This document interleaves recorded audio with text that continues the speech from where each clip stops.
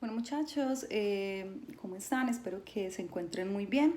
El objetivo de este video es pues lograr abordar un poco o reforzar más bien el tema de los neurotransmisores que nos quedó como pendiente, como un poquito en el aire. Pues es un tema bastante amplio.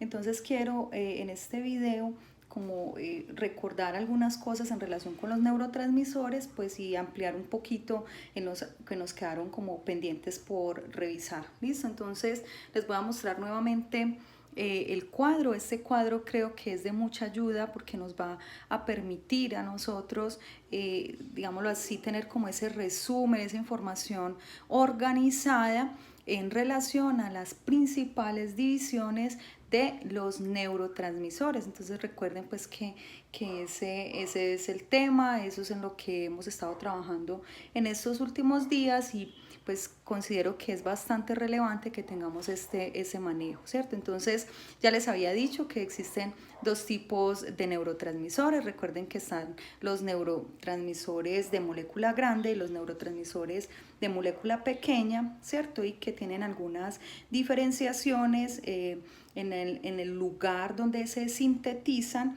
y esos tipos de neurotransmisores pues ya sabemos que los de molécula grande se conocen como neuropéptidos o péptidos, y los de moléculas pequeñas entonces es la demás clasificación que vamos a hablar en este momento. Entonces los de moléculas pequeñas podemos decir que son los aminoácidos, ¿sí? Los que están incluidos pues en el grupo de los aminoácidos, los que están incluidos en el grupo de las monoaminas, ¿sí? Los gases solubles, la acetilcolina.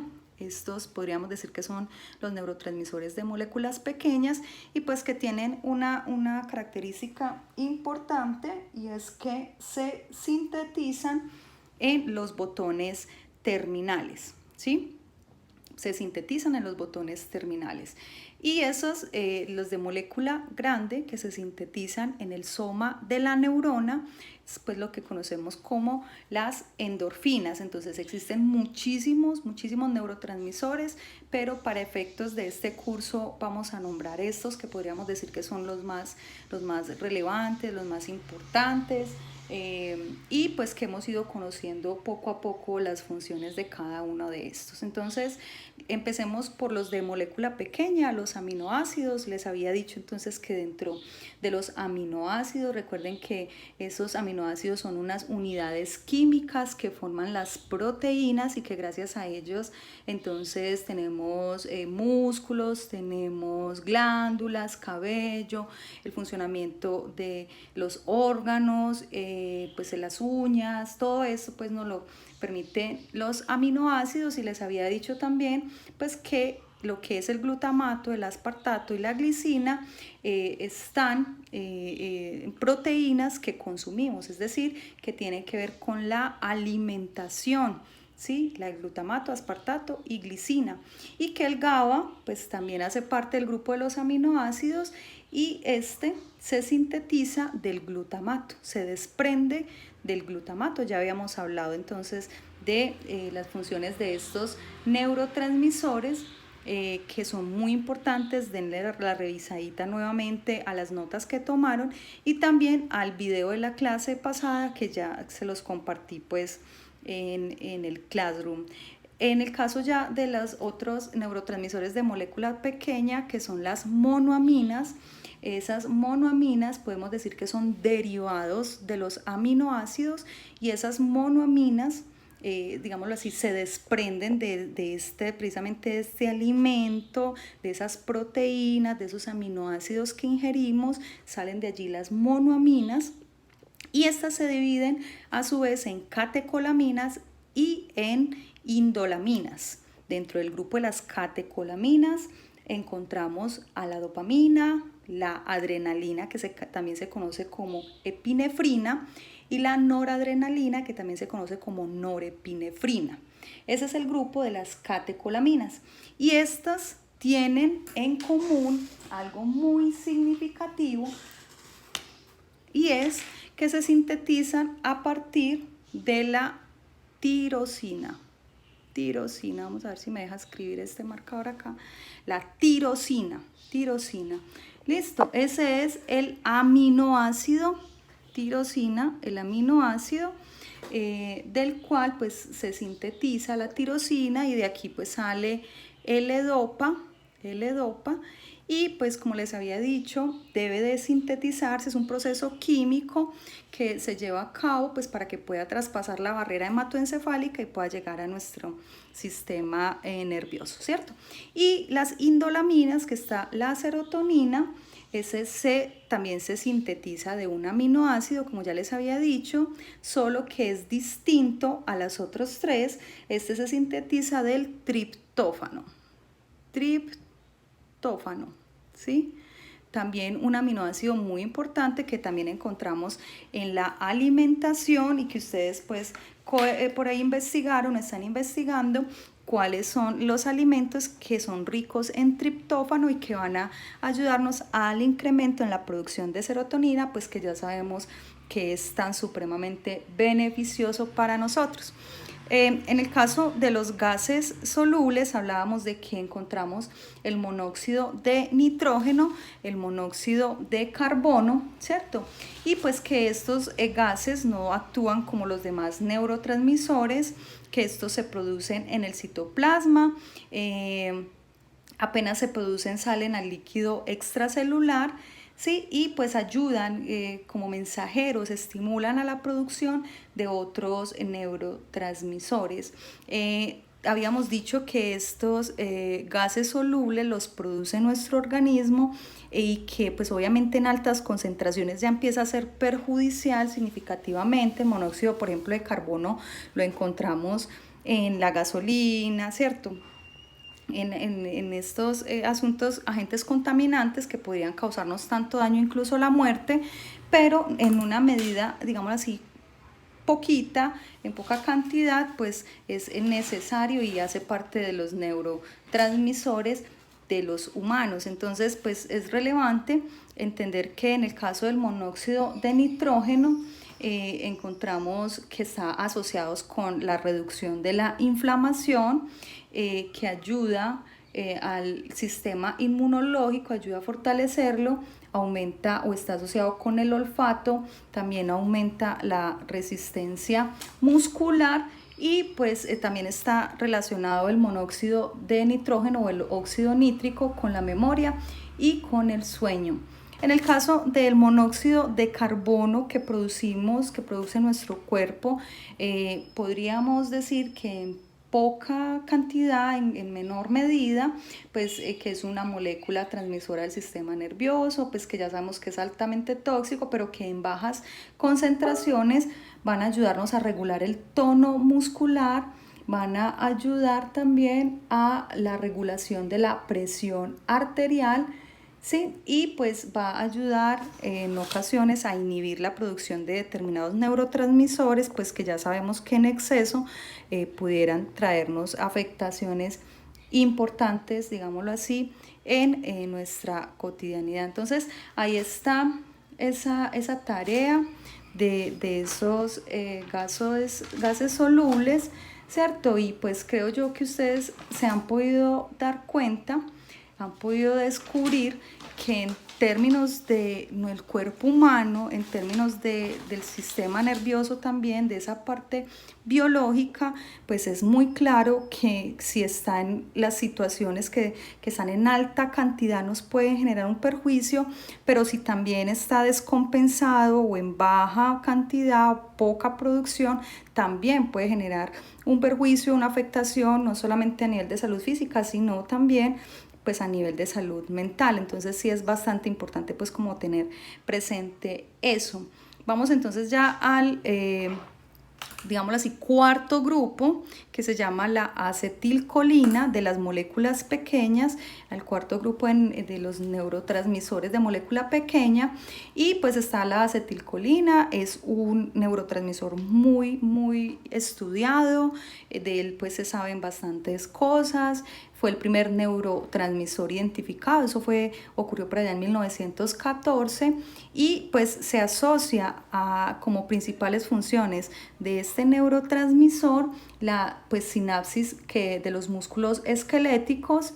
Es primordial pues lógicamente en el que se conoce como el sistema colinérgico, que es pues el que tiene que ver con esa parte del movimiento de los músculos, y toda esa parte pues que corresponde a la acetilcolina, que es el control motor, que es la activación del sistema nervioso autónomo, que también está relacionado con la disminución en la frecuencia cardíaca, también está relacionado con la activación visceral, el funcionamiento de nuestras vísceras, también lo han relacionado con el sueño, los que conocemos como el sueño MOR o el sueño profundo, también lo relacionan con la producción y gestión de las neuronas, está relacionado con eso, y pues parece que tuviera una gran influencia en la glándula hipófisis para la producción de otros neurotransmisores y de otras hormonas como son la vasopresina y la hormona pues relacionada con la prolactina. Está también asociada la presencia de la acetilcolina con la percepción, con la atención sostenida, lo que conocemos como concentración, también con los niveles de conciencia, con el aprendizaje. Con la memoria pues participa en los procesos que lleva a cabo el hipocampo, que ustedes saben pues que hace parte del sistema límbico y que está relacionado directamente con la memoria del aprendizaje, y también tiene una relación importante con la percepción del dolor. Pues saben que para nosotros los seres humanos la percepción del dolor es muy importante, pues nos protege frente a la presencia de un daño a un tejido y nos pues lleva a evitar más ese agente que nos está causando ese daño, o a buscar ayuda para sanar o recuperar ese daño que se está presentando. Entonces es una función muy relevante para nosotros. Las personas que no sienten dolor, las personas que no logran experimentar esa percepción del dolor, pues son personas que tendrían una altísima resistencia y pues pueden estar en muchísimo riesgo de la muerte, ¿cierto? De daños bien graves, porque el dolor nos está avisando cuando algo no está funcionando bien. Ya pasando a los neuropéptidos, que son entonces los neurotransmisores de molécula grande, que conocemos entonces como las endorfinas, principalmente como pues, uno de los principales neuropéptidos o péptidos. Podemos decir que estos se segregan en la glándula pituitaria y en el hipotálamo. Se considera las endorfinas como la morfina del cuerpo, porque tiene esa sensación analgésica, eso que sentimos cuando nos lastimamos y al ratico empezamos a sentir como esa sensación de alivio, o bueno, como si fuera la morfina, ese analgésico tan fuerte que da esa sensación de que ya no hay más dolor, de alivio. Producen pues entonces analgesia, produce bienestar, parece que está relacionada las endorfinas con la sensación de hambre, por eso está esa cercanía con el hipotálamo, pues que tiene todo que ver con esa función del hambre. Ayuda a otras neuronas, también está relacionado con la ayuda al sistema inmunológico. Está también directamente vinculada al sistema de recompensas, un poco pues lo que hablábamos de la adicción y de cómo la endorfina, hay muchas personas que resultan siendo adictas a estos analgésicos, buscan la manera de estar tomando analgésicos para experimentar esa sensación de analgesia, o de que ya no me duele, o de alivio. Y entonces pudiera, como está relacionado con el sistema de recompensas, entonces pudiera ser altamente adictivo, porque genera esa producción de bienestar, y las personas sabemos que estamos en búsqueda de esa sensación de alivio al dolor, de bienestar, de tranquilidad, de que no me duela nada, de que nada me moleste. Entonces pudiera ser altamente adictivo. Está pues directamente ligada a la producción de dopamina, ¿sí? Se activa o empieza la producción de endorfinas cuando la persona realiza lo que más le gusta, y pues también realizando actividades como el deporte, algunas personas cantar, tomar el sol. y otras actividades que puedan resultar agradables pudieran empezar entonces a incrementar esa producción de endorfinas. Modula el apetito, ¿cierto? Está relacionado con el apetito, creo que lo hablamos ahorita con lo de la sensación de hambre. Y bueno, algunas, digamos, trastornos, alteraciones que se puedan presentar en este caso cuando es alta la presencia de endorfinas, pues es muy teso porque pues trae como beneficios un alto estado de ánimo, pero digámoslo así, la persona tiene una sensación de alivio, no reconoce el dolor y no logra identificar lo que es agradable de lo desagradable. Además, pues que se pierden unos niveles adaptativos de la ansiedad. La ansiedad hasta cierto punto es adaptativa porque ayuda a la persona a movilizarse, a buscar, a luchar, ¿cierto? A lograr las metas. Entonces, la ansiedad tiene unos niveles adaptativos que se pueden perder. La persona queda demasiado tranquila, demasiado satisfecha, que no ve la necesidad de movilizarse a lograr, digamos, otras metas o a realizar otras actividades. Entonces eso también puede pasar porque hay un bloqueo del dolor con tanta sensación de analgesia. Y en el caso de bajas endorfinas o bajos niveles de endorfinas en el organismo, pues puede generar, entre otras cosas, inestabilidad a nivel hormonal, afectaciones pues lógicamente en el estado de ánimo y en esos sentimientos de bienestar. Puede también estar relacionado con el dolor, ¿cierto?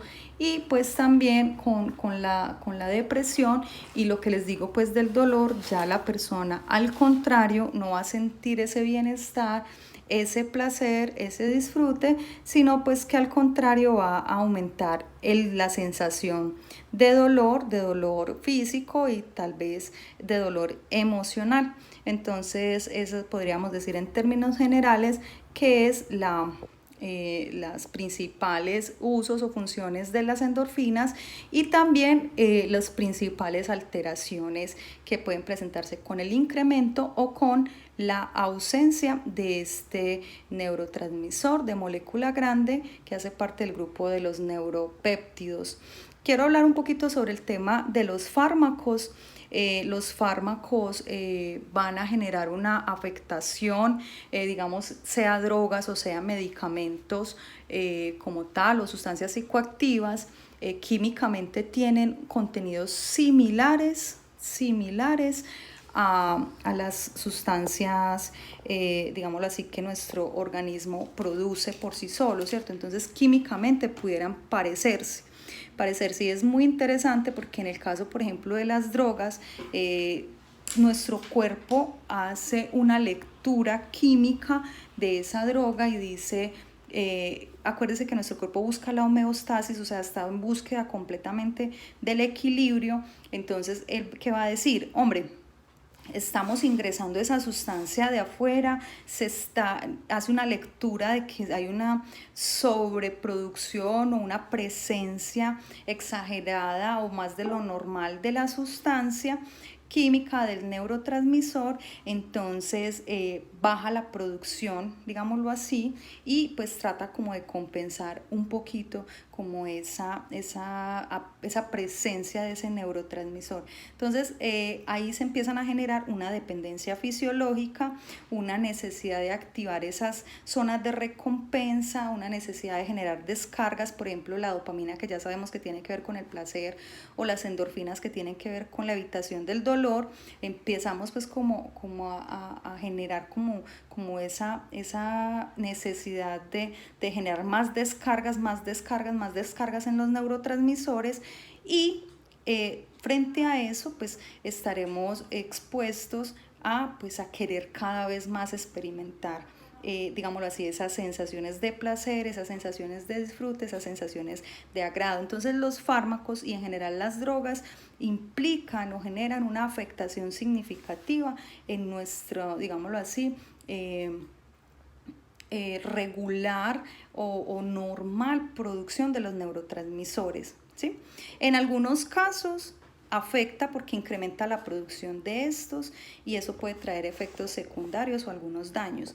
Pero en algunos casos, como en el caso de los antidepresivos que lo hemos hablado, se hace necesario que se incrementen esos neurotransmisores, se hace necesario pues para compensar, digamos, enfermedades mentales como la depresión, que en ese caso pues ya sabemos que hay baja serotonina, podría ser que hay baja serotonina, entonces hay una búsqueda a través del fármaco pues de incrementar esa producción de serotonina y también de inhibir la recaptación de serotonina cuando se da el proceso de exocitosis, que eso ya también lo hemos hablado.